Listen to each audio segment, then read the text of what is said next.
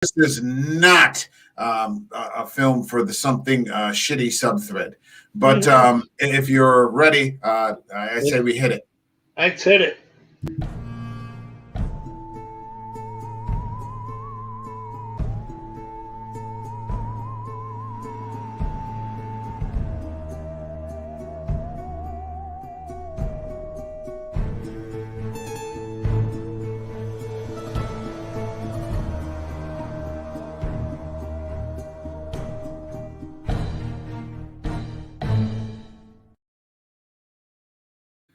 So I always appreciate when I put the person's real name in there and then they're running with an alias. But, you're playing to type, so I mean, I guess.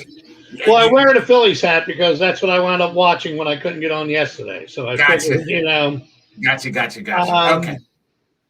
But you were talking about the movie in '87. I actually saw that movie as well in the movie theater on a date. Oh, now there's a romantic interlude. And she came up with the idea. She knew all about it. She wanted to see me jump and yell and scream in a horror movie. Is this someone that I'm familiar with, or? I don't think you were. This was something in the theater department at Stockton, not the normal group we hang out with. Let's just carry on. She was really into like horror and gothic horror back before it was called gothic horror. Okay. And this whole thing. And she wanted to go. And I said, what the hell? Let's go.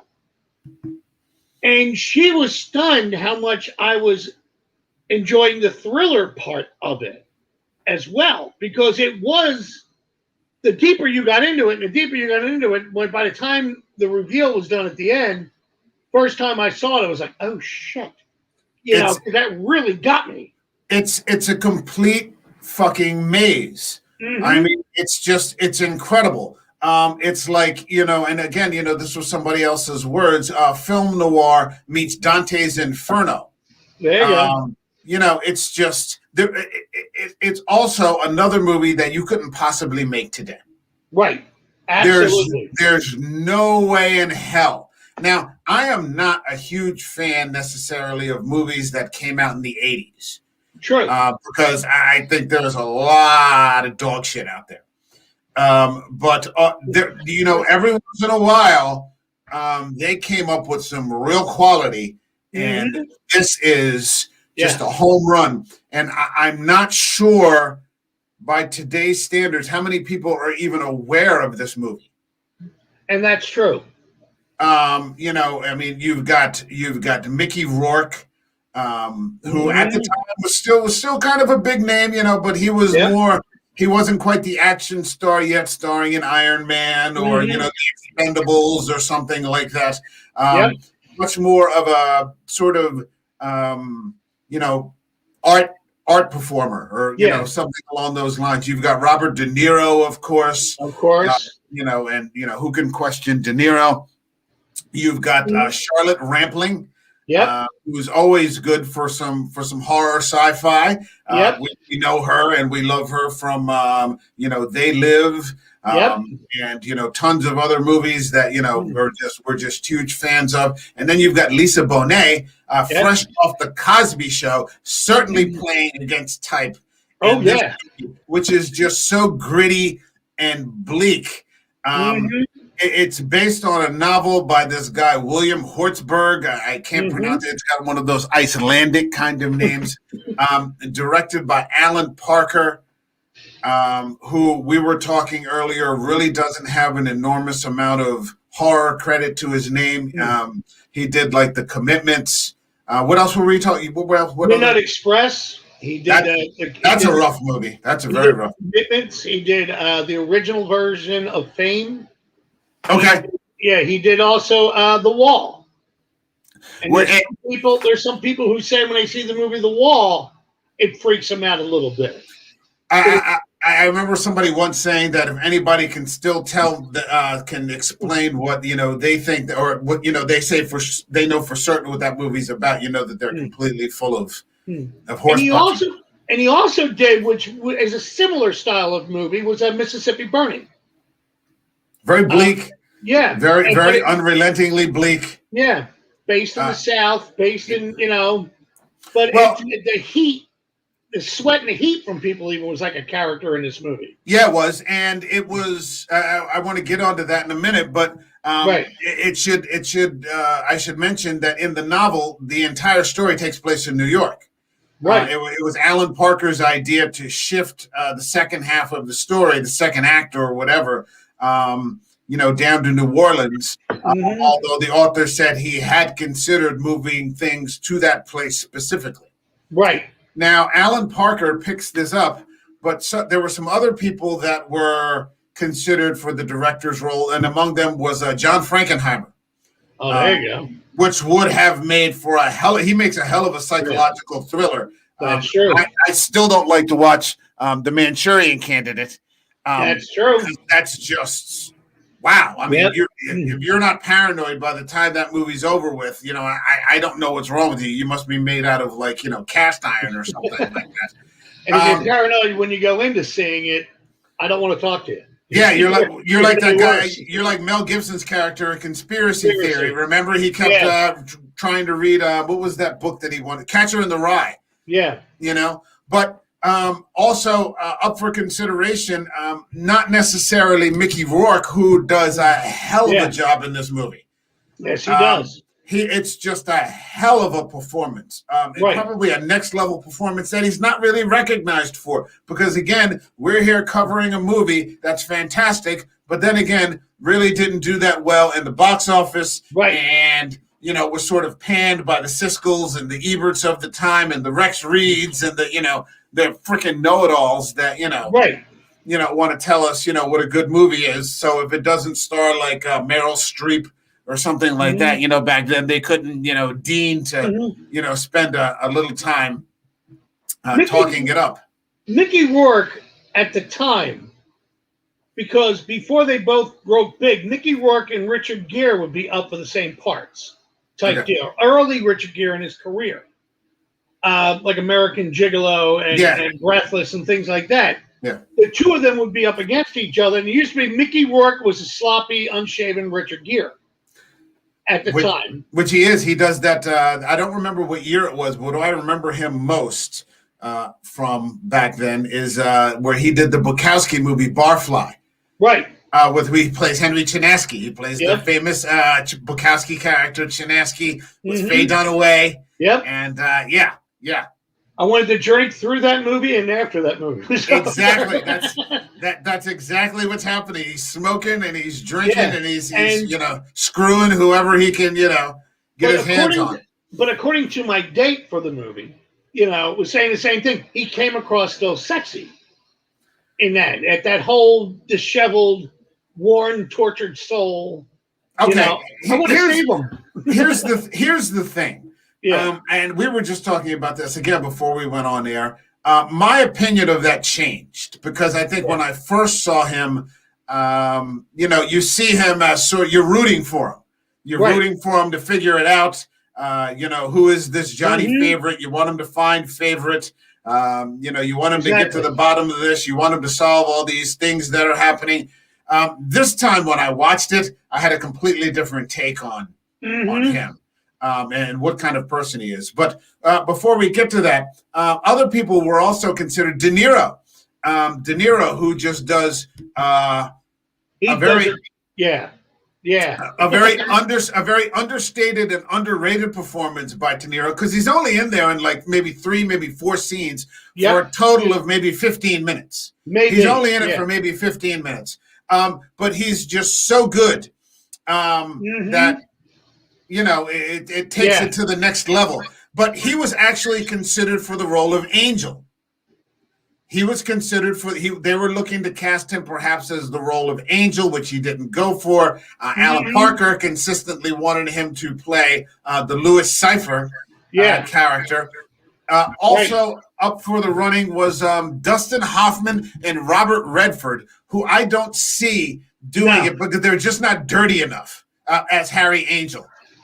The thing about it is Robert Redford, and I like Redford as an actor. Yeah, so do I. I really do. But no matter how dirty you make him, so to speak, or how in the dirt he is, he still looks clean. Yeah. And and Dustin Hoffman, who I also like, especially in that time period from the 70s and the 80s, he did. They're thinking he would have reminded me too much of Ratso Rizzo. Yeah, Cowboy. Yeah, it doesn't work. That to me, if he did that because of just the way he looks, the disheveled look, would have came off if Ratso Rizzo was in a mystery. I remember, and this is sort of, a parallel thing and not really connected, but sort of. I remember somebody telling me about a movie with James Caan, and it was a scam movie. There were scam artists or something like running the long con, and James Caan was the master. And somebody told me that the protege was Matt Damon. I'm like, what? I'm like, that doesn't make any sense. I can't see those two together. But then it turned out that the protege was Matt Dillon, which is a completely different, creature. Matt Dillon and James Caan, I see that, no problem. What student and teacher, absolutely. No problem. Matt Damon, no, clean shaven, too clean, and that's what I'm saying about Robert Redford. Mm-hmm. Even when you see Redford, Matt Damon. Even when you see it, exactly, that works from Ocean's 11. Even when you see Redford play it dirty in Captain America, where you find that he's Hydra, he's still clean somehow. He's clean, and it's nothing against him. He was, that's just the way he is. No, he was Butch Cassidy, the Sundance Kid. The Sundance Kid killed people, and yet he still would wink and smile, and That's one of the first introductions to the anti-hero. Mm-hmm. Both of them were sort of the anti-heroes. I mean, they were clearly not good people, but they just got portrayed and lined up against people that were worse. And the thing is, if you ever saw Redford in 3 Days of the Condor, which came out in the 70s, that whole running in the action and trying to figure it out, that's probably why they thought he would make a good in this, because it was a mystery trying to figure it out. But you needed a different type of person. You needed, like, if they were doing this in the 40s, it would have to be Humphrey Bogart, not Jamie Cagney. It has to be that Bogart type character. Somebody gritty. Yeah, somebody who can get in the dirt. Yeah, somebody who doesn't shave. Yeah. Yeah. And so, all right, here's the basic premise of the story. You're in 1955 New York. Mickey Rourke is a detective, private detective. He's clearly, the gumshoe, dirty, smoking cigarettes like every 5 seconds, this kind of thing, noir. He's called on behalf of Robert De Niro, who plays a character named Louis Cypher. And Louis Cypher is paying him to investigate the disappearance of this man named Johnny Favorite, who was some sort of singer or crooner, a certain matter of collateral on a contract, quote unquote, that was drawn up between Cypher and Favorite. Apparently, Cypher gave him some help at the beginning of his career, and then the contract was never honored. And he sent sort of on this chase to find this guy, Johnny Favorite, to find out if he's dead or alive. We're in the post-World War II era. It's been several years after, over a decade since the wars ended, but they're just starting to figure out that this guy may or may not be alive, which, you can see right from the beginning that Angel is afraid of Cypher in the initial meeting. Yes. There's something off-putting about this guy. This very calm sort of, guy who stares just a little too long, directly at you. You get the impression that this man knows something that Mickey Rourke doesn't. And one of the great lines in the movie is, Mickey Rourke asks him, how'd you hear about me? And he's like, what? He says, did you look me up in the phone book? And, De Niro just looks at him for a second and then looks over at the lawyer that arranged the meeting like, is this guy for real? Mm-hmm. And it's such a fantastic and understated performance by De Niro. And you can't take your eyes off him. No. you can see he's got the long fingernails. He's working this cane. He's got this calm, sort of even voice. But yeah, there's something that's just a little off about him. And a great line in that same scene where you were talking about when Mickey Rourke's character was asking questions about information about the background of Johnny Favorite, De Niro would always say things like, well, you would say, and then still make this very, like common phrase that we would use every day. Because like, to me, it was like, well, yeah, so should you be saying that? He was like, even with the language, he was off a bit, but he wasn't a foreigner. Yeah, something's going on with this guy. Yeah. But then you start to, that's kind of how it starts. It starts in New York, which is like this very bleak picture of New York. It's raining, it's gray, or it's cold. Mickey Rourke is always wet. There's just in any of these settings, there's no comfort. There's no sense of comfort. It's just always this sort of relentlessly, blah, unpleasant kind of background happening at all times.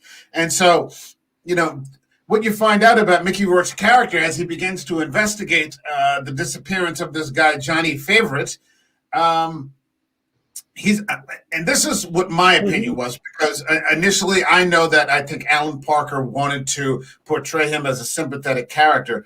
But again, looking at it now, not from 1987, he's a scumbag. Yeah. He's a scumbag. Like, he breaks into that one doctor's house. Yep. And he's just arrogantly sitting there at the table, and he's kind of, gently pushing, shoving him a little bit. It's an old man who's, kind of a morphine addict, and he's blackmailing, I'm going to call the police on you if you don't tell me these things. Now, I don't know how, I was never a big fan or not a big follower of the Gumshoe movies, so I know that they always play it a little rough. Right. But this guy, I just didn't. He starts off on his own after the meeting with Cypher. So I can see why you might, see him as a sympathetic character, because he's clearly paired up with somebody who's sort of off. Right. But yeah, he's not a good person, at least in my opinion. And that's actually a pretty accurate situation. Normally in the Gumshoe type movies, you usually have the ones that are always clear cut, yes, my dear, you're in trouble. I'll help you find your husband, blah, blah, blah, blah, blah. Right. Or again, like I said, the Humphrey Bogart character in Maltese Falcon, Sam Spade, who says, I have a reputation of being dirty. It's not true, but it helps me in this business. Yeah. The thing is with Mickey Rourke, and I agree with you, it's not a fake reputation. He is that dirty. Yeah, he's just he sees the high school girl come off the school bus or out of the car. Yeah. And he's flirting with her. Yeah. And it's not like, hey, how you doing? And boom. And I'm going, dude, no. Yeah. You figure he's about 35 in this movie. Yeah. Something along those lines. And that, she is like a high school girl. She's a high school girl. And it's not like he's saying, hey, how's you doing? How's your mom out? He's like, hey, how you doing? Yeah. Oh, is that your boyfriend? Oh, he's got a car. Oh, he's got a car. Yeah. And I'm going, you're scumwad. He was not the nicest of guys, and he's the protagonist.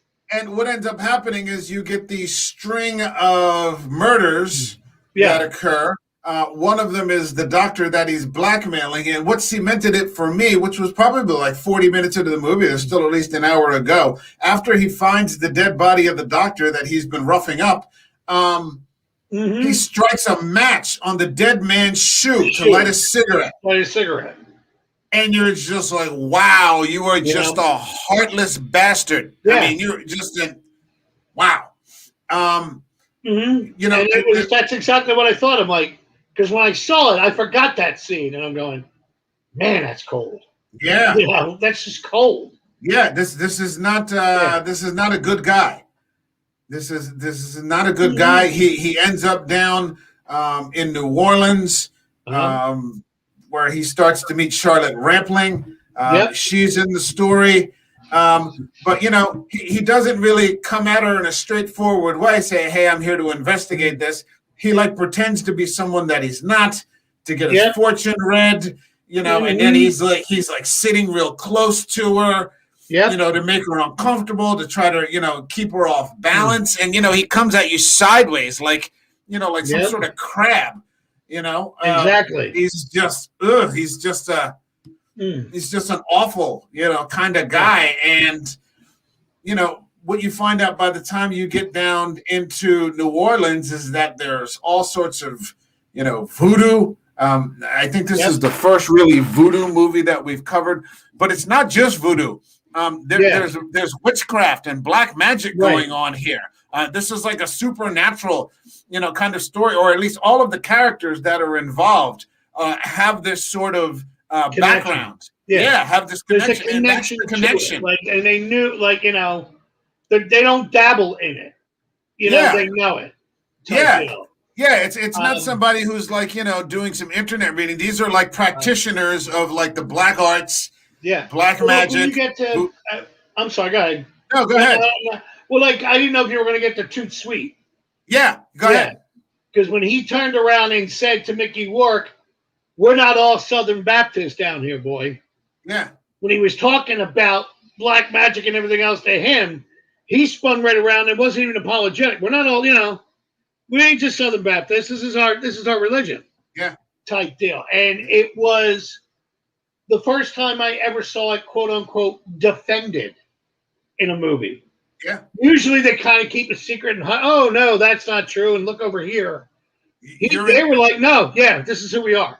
Yeah, you're in their backyard. One of the creepiest scenes in that movie is when he walks into that root shop. Mm-hmm. And he's trying to get that one type of root. And she's like, yeah, lots of people use the name. This is the place. Yeah. You know, Madam Carter. People use Carter all the time. This is the place. This is the real place. Yeah. Yeah, this is the real place, you know. And you knew it. yeah. The way she's just looking at him like, you know, ain't no thing. This is the place, you know, no matter what. And the guy that was across the room that you didn't see when in the beginning, you all right? You know, boom. It just came out of nowhere. Yeah. That was a great scene. And it's like 2 minutes long. Yeah. But it sets the mood. All these sort of black art, everybody's involved in these Faustian kind of deals. You know, you've got Toots, you know, black magic. You've got, I don't know so much about Fowler, but he's loosely connected to Johnny Favorite, who you're starting to find out maybe he was involved in, you know, black magic and these sorts of things. You've got Charlotte Rampling. Yeah. You've got Lisa Bonet. Like, everybody's tied up into some sort of supernatural kind of thing. And they don't even seem to all know each other, but they all revolve around this guy that he's trying to find. Right. He's the connection to all of them. Mm-hmm. And I'm sorry, Charlotte Rampling. Yeah. She was like high society. Yeah, she's a debutante. You know, it wasn't like somebody she's a debutante, and she knew how to do, like as somebody said before, you thought she was kidding in it, but she knew how to do all this black magic. Yeah.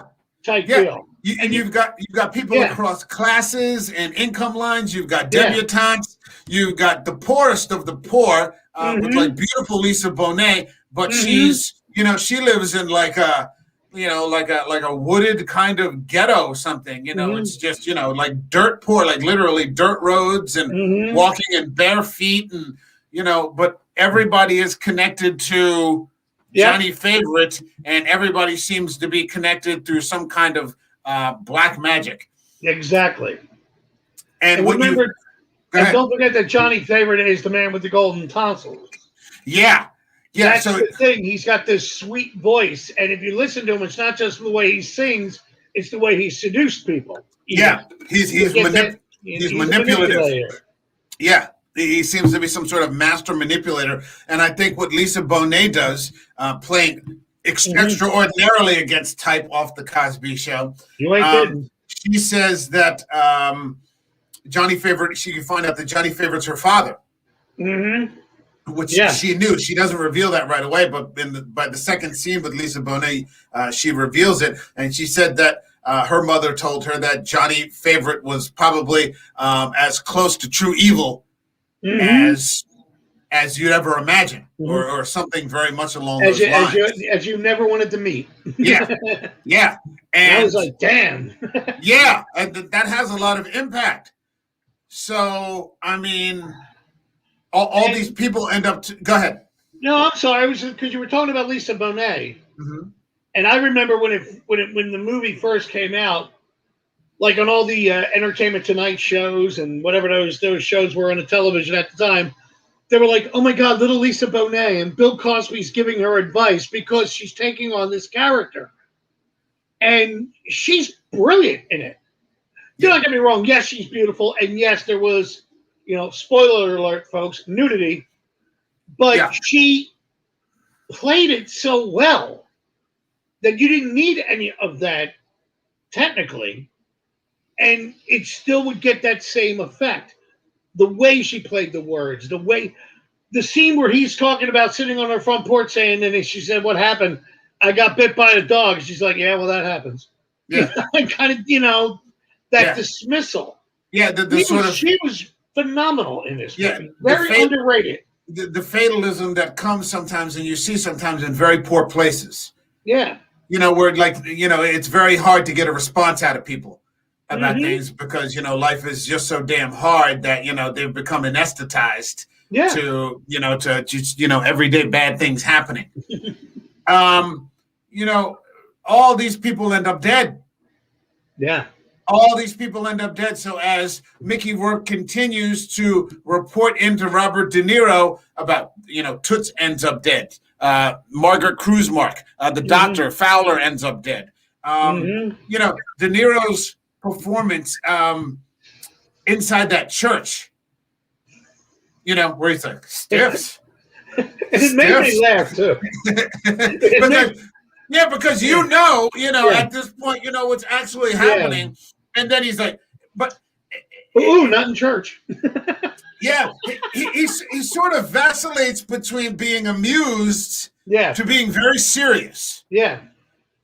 And you get this impression that like he's in charge of everything. This guy is in charge of exactly. What you find out is that, hey, guess what? This guy is actually a master of the universe. That's right. He's the devil. Yeah, he's the devil. He is the devil. And Louis Cypher is Lucifer. And he gave Johnny Fontane,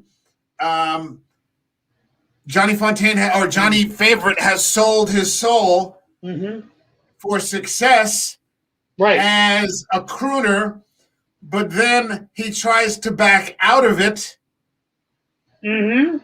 And even by today's standards, I was stunned, not by the reveal, but by the details that were sort of given, that he just grabbed a random person on the street to perform an obscure ritual, a returning soldier from World War II who he tortures and then cuts his heart out and eats it to steal the man's soul. And while it's still beating. Yeah, that Johnny Favorite was a magician or some sort of sorcerer or practitioner of just satanic sort of magic, cutting deals with the devil and then trying to cut the devil out of his due. Right.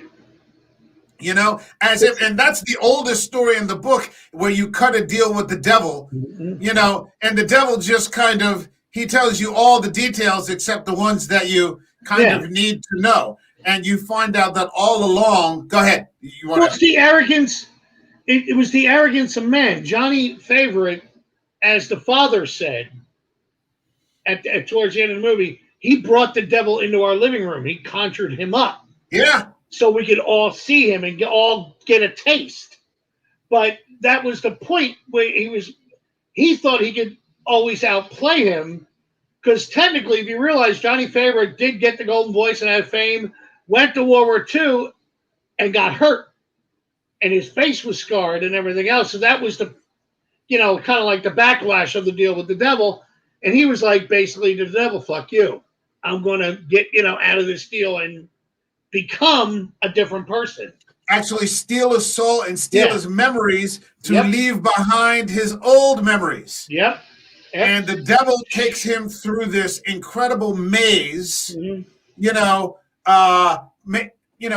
He performs all what I thought was just a genius maneuver by the devil. He gets Mickey Rourke to eliminate all those pieces off the board. Yeah. He gets him to get rid of Toot Sweet, some just low-level voodoo practitioner. Mm-hmm. Probably he knew Johnny Fontaine. Bye. You're part of the double cross, guilt by association. Bye. He gets rid of the doctor who tried to hide him. Yeah. You tried to cut me out of my contract. Goodbye. Charlotte Rampling. You organized that whole thing and dropped him off in Times Square. So, you could cheat me out of my deal. Have a night, I own you now too. Yep. And I'm going to get the person that you tried to help to kill you. Yeah. He gets the father. Yeah, who paid the money to do all paid all the money. He gets the guy that he's been after all along to commit all these murders, gets him to sleep with his own daughter. Yep. And then murders her. Her. Just as I imagine as some sort of, cruel retribution. Mm-hmm. The guy actually sleeps with his own daughter and then murders her. And then tells him, oh, by the way, guess who you are? Yeah. After it's all done, guess who you are? Boom. Yeah. You're Johnny Favorite. You're Johnny Favorite. And you don't realize it. And not even that, you're going to go to prison for all these murders that you committed that I kind of set you in motion for. Mm-hmm. And then after that, your soul belongs to me. To me.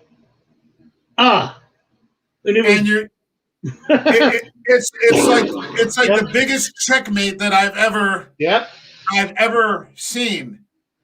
When Mickey Rourke is standing in the bathroom looking in the mirror, says, I know who I am. Yeah. And he's screaming, I know who I am. Yeah. But you're seeing the doubt hit his face. And I know, and you just see him just realizing, oh, shit. Because there are these flashes throughout the movie that you don't understand. Yeah. Which adds to the psychological infusion and to the maze that the story is. And you're like, what the hell is going on here? And he seems to go into these fugue states, and then all these people just turn up dead. Excuse me. Like he's constantly just missing the person who's killing all these people, and it turns out, no, he's actually the one committing all the murders. And that's the thing with Louis Cypher. When he talks to him the second time. In the coffee shop? Yeah, when they're having breakfast. And he says, the doctor died, and they're going to try to pin it on me because I talked to him last. He was worried about getting caught because they're going to assume he did these murders. And not even realizing he actually did do these murders. Right, and De Niro's just staring at him the whole time. Working away. You did commit those murders. Yeah. But I think the difference is now. I mean, if you're watching this for the first time, it's a little overwhelming. Yeah, it's a little overwhelming, and I can understand how you would view Harry Angel as a sympathetic character, because even when you get the details of the reveal, you kind of feel sorry for Mickey Rourke. You kind of still have I could see where you would have a separation between Mickey Rourke or Harry Angel and Johnny Favorite. Right. I could see where you would sort of separate those two. It's not him that did it. It's Johnny Favorite. Yeah. But after seeing it this time, that gap narrowed quite a bit. Quite a bit. And you're just like, no, it was you. Mm-hmm. It was you. And, part of what happened as a side effect was that you sort of lost all your memory of it. Mm-hmm. But it was you, and you haven't been a good person throughout any part of this movie. Yeah. He was quite literally the wolf in sheep's clothing. Yeah. So much so that he forgot that he's a wolf. He forgot he was a wolf. And that's what you know, the point of sympathy, because I really did feel sad for Johnny Favorite, but he died 12 years ago. You know, I didn't feel bad for Johnny. I thought Johnny Favorite was no. than... The one at the end of the movie to me was still. Oh, I'm sorry, not Johnny Favorite. Harry Angel. Yeah, Harry Angel. Yeah, the soldier. I felt sorry for him, but he died 12 years ago. But I think the devil Johnny gets his soul Favorite, as well. Yeah. I think the devil gets his soul as well because he was sacrificing that satanic ritual. So the devil gets everything. Yeah. And the thing is, it's like in the second scene with De Niro when they're in the cafe, and De Niro does the most unique way of opening a hard-boiled egg back in the 80s and now, when he was talking about the egg is the symbol of the soul, which was ironic because Johnny Angel, Angel had a problem with eggs and chickens. Yeah. But De Niro said, would you like an egg? And in my head, the second, or when I just saw it again this afternoon, I'm going, God damn, I wonder if that meant, you want your soul back? Yeah. You can walk away from this completely because I got the guy who stole your soul from me. The doctor, you know. It's entirely possible. And when he said no, and the way De Niro ate it, almost like, okay. Yeah. Okay. That was a one-time offer. And that is something the devil would do. He would offer you something that you didn't realize was actually of ultimate value in such a dismissive way. Yep. You know, that, yeah. Yep. And I was like, damn, man. And I didn't realize it when I first saw it. Yeah. But I noticed, you know, I caught a lot of things this time around, as it were. Now, I compared this performance of De Niro's mentally, just in my head, to Pacino's performance in The Devil's Advocate. Same here. I have to give the nod to De Niro, although Pacino has a much more prominent role. Exactly. It's much more over the top. And I think they wanted Pacino's to be over the top. Yeah, where he's meeting Don King, you know. Of course, he's friends with Don King, and I think there was a couple celebrity nods or something like that. Oh yeah, I mean when he turned around when Keanu Reeves asked him about love, and De Niro goes, highly overrated. I mean, Pacino, highly overrated. Get the same amount you get when eating a lot of chocolate. Yeah. And I went, but the way that was written, it was written to be over the top. Yeah. Or when he used... De Niro just quite literally could twirl a cane and you knew he was sinister. Yeah, and or peel an egg with his nail. There's no reveal in The Devil's Advocate. No. You know from the beginning that he's the devil. Yeah. You understand it's understood as, you know, that's the premise of the story, that Keanu Reeves is unwittingly taking a job you know, with the devil, you know, right, who is assumed, you know, this form on earth as, you know, the top lawyer in New York. Yeah. Here, you know, I mean, there are a lot of clues. Yeah. There are a lot of Easter eggs. I mean, there are a lot of, everybody's got some sort of pentagram going or something like that. You know, cipher, you know, a mystery, you know, some sort of riddle or something like that, you know, these sorts of things. One of the things that I loved in this movie a lot was the images of the elevators opening and closing. And at times, the fan, you'll see a ceiling fan or whatever, all of a sudden change direction. Yeah. When something was going to happen. And I'm going, I liked it every time I saw it, but now when I'm watching it, I didn't realize how many times the elevator did open for him. Or how many times he was going to go look at this nun. Yeah. And he would get stopped. Yeah, what was that? What's your interpretation of that? I still don't understand that, because there's one where I think he literally gets his hand on his shoulder, and of course, you know, it's ironic that, you know, De Niro has his opening scene in the upper offices of this corrupt church. Yes. You know, he's just hanging out in this corrupt church with a preacher. Give me a Rolls Royce, you know. They think I'm taking too much money because I have a nice car. If I wanted to take all your money, give me a Rolls Royce. Exactly. I want you to open up your wallets. I want you to give it up. You know, oh my God, this guy, you know. And people are just eating it up. Where would the devil hang out? Except for a place like that. Yeah.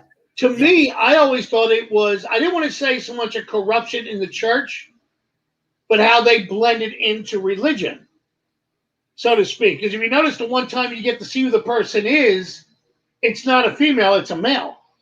It's a guy wearing the nun's outfit. Yeah, and there's definitely an overlap with all these different voodoo and the witchcraft with Christianity. Yeah, there's an overlap, where there's like it's like an infiltration or something like that.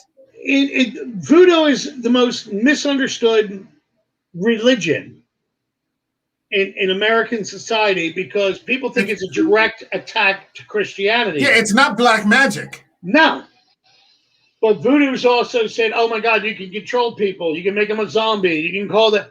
And what it is I saw a documentary on different religions, and somebody said, what it is a blend of different religions.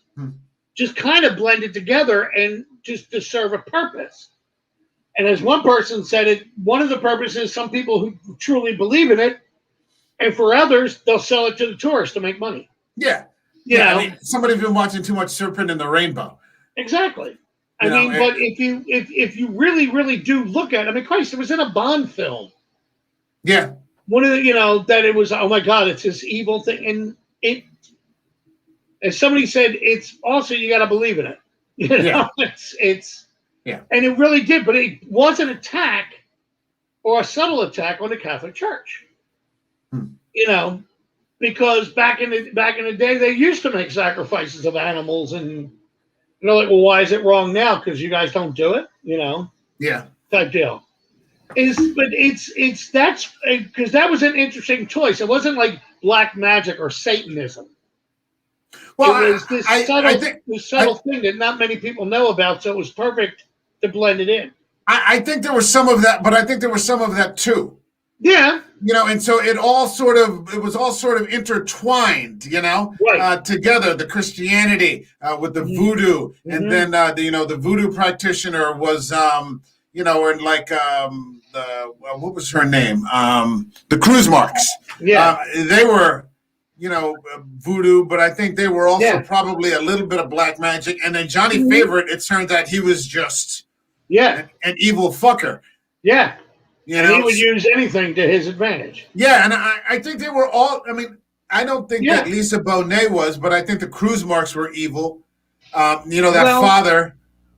It's like what Toot said about Lisa Bonet. She says she's a voodoo priestess, has been since she was 12, just like her mother. Yeah. Now the voodoo priestess is someone who runs the ritual, the service, the mass, or whatever you call it. Right. Technically, that's not evil.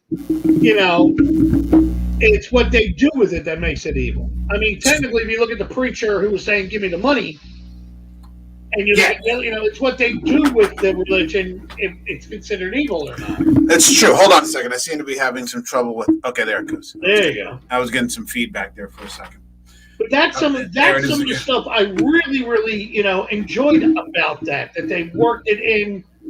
And it wasn't like hit you over the head. It was just blended in and mentioned so you could follow along. It was very subtle, and it was hellish, man. I mean, it's a humorless movie. It's a bleak movie. The settings are just relentlessly. I mean, everybody's either wet from the cold and the rain and the snow, or they're wet from the heat of New Orleans. So, it kind of is like a Dante's Inferno. And, there's, like I said before at the beginning, there's no comfort in this movie. Right. There's never a single moment where anybody experiences like a moment of happiness. And so you can see why, this is a deal with the devil. You're walking a path that the devil has kind of set out for you. I don't think this is. I'm positive this is a movie that would not get made today, on any number of levels, because people just don't. Worse, to get made into a TV series. I mean, this could be a workable HBO, sort of thing. I don't think Netflix would. Disney would touch it. No. This could be a workable HBO kind of. You just see it each, like a 5-6 part series type. Yeah. Yeah, it's a hell of a flick, man. I got a quick question for you for Sure. this, because one of the things that I keep coming back to in the research and some of the stuff that I remember from the first time, the end at the credits where he takes the elevator. Everybody goes, "What's the elevator about?" And I'm going, "You're kidding me, right?" To me, it was like he's descending into where he's going to end up. Yeah, he's descending into hell. Yeah, and it's funny because the way they did it and the way you said Dante's Inferno, I'm like, yeah, you're right. And the last thing you see in Dante's Inferno is Lucifer. Yeah, he gets in the elevator. Yeah. Yeah, when you finally get to the lowest level, that's where Satan is. Yeah.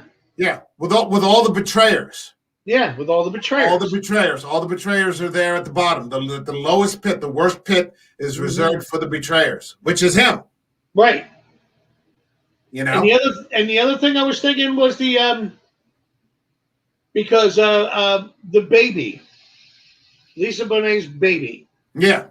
At the end. Because in my head I was going, all right,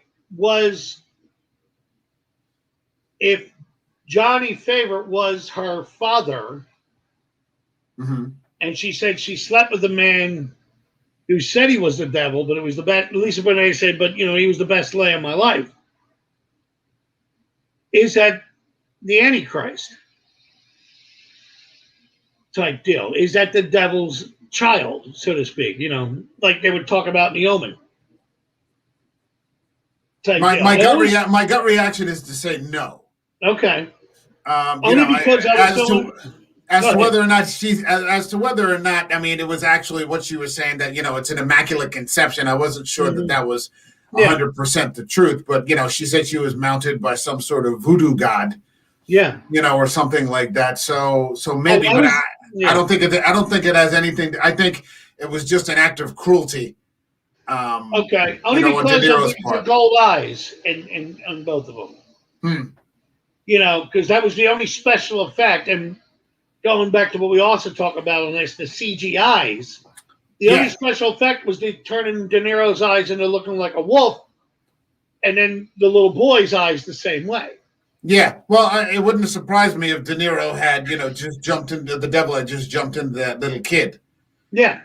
Or something along those lines. That was my impression. That De Niro had just sort of jumped into this little kid to remind him and to reinforce, because he pulls the dog tags out of Charlotte Rampling's vase. But when he gets back to the hotel, Lisa Bonet is wearing the dog tags. Yeah. Because he throws him on the ground before he leaves. And I think De Niro picks him up with that long fingernail, doesn't he? Yeah. So but that's the only reason why I was asking it, because when I first saw it, I said, okay, this is just another demon. But when I was watching, because this is like, when I saw it today, it was like the fourth or fifth time I saw it. And I went, wow, I completely missed that. Would that be his son? Type deal. Yeah. Would it be Mickey Rourke's son, or would it be De Niro's? I was thinking De Niro's only because of the gold eyes. Yeah, I think it was. I think it was De Niro in that moment. Yeah, because even Mickey Rourke's character goes, "Yeah, They said you're gonna burn for this, Favorite," and he said, "I know." Burn this angel, and he goes, "Yeah, I am in hell." And the child points to him, and he has gold eyes. Yeah. And I went, "Wow, maybe that's It's possible." And it just and I could be going way too far with it, imagination wise. But I was just always wondering about that, if that was something that, because I'm like, well, that just throws another curveball in it, Yeah. It's possible. It's always possible. But everything else is possible in this damn movie, so why wouldn't that be? And going back again, because there was no CGI. No, very almost no special effects. Solid performances. Yeah, and it was all like visual. The effects were like actual blood or people in the stew, or Yeah, the gumbo and practical effects. Yeah, and that's what I really dug that they kept it to that, because they really could have gone the other way. Yeah, but that added to the suspense. This could have gone the way of a Wes Craven movie or something like that, with just ridiculous gouts of blood. And it's funny because you never actually see any of the murders. Mm-hmm. You always get there after the fact. Right. You don't see it. No, you never see any of the murders. It's after the fact, and yeah, there you are. And one of the coolest special effects was they pulled off De Niro wearing a man bun. Because when he was in the church, he turned around, he had the man bun in the back, and he's just so damn off-putting. Yeah. And then when he pulls the hair down, you were like, oh, of course you're. Yeah. Of course you're the devil. That's a hell of a movie. I want to say that I saw it in the theater. Maybe I didn't, but I seem to want to say that I did. So I tell you, man, there's no better date movie. If you got the female to take it. I've got it on Blu-ray right now, so I'll see the next time I have someone over. I'll see what she wants to watch, and we can kind of you want to watch a Mickey Rourke movie, these sorts of things. Who the hell knows it?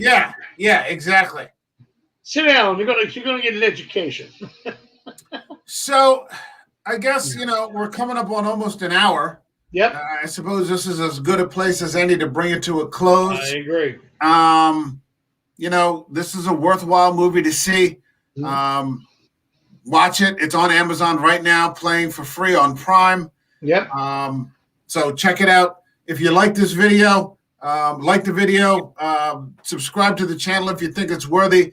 John, thank you once again for coming to hang out for a little while. It's always a pleasure. Thank you for picking this movie, man. It was great. Yeah, I appreciate being able to see it again under these circumstances. I had somebody actually call me. I'm just going to say this real quick, and then we can close it out. In the middle of this, in a video call, and they talked to me about the show for a minute, and I was just like, well, I'm watching these things in a different way now. Mm-hmm. I'm watching these with the express purpose of having to later come back and to discuss them in some detail in long form conversation. Right. So it's different than just stretching out on the couch. Right. And just kind of spacing out or, whatever, that kind of thing. Mm-hmm. So, yeah, this has definitely been cool. All right, I'm going to close it out now. John, stick around after the outro. And thanks, everybody. We'll be back next week. I don't know. Off the top of my head, I can't remember what the hell we're doing next week, but you'll see when we get there. All right, everybody, take care. Bye-bye, folks.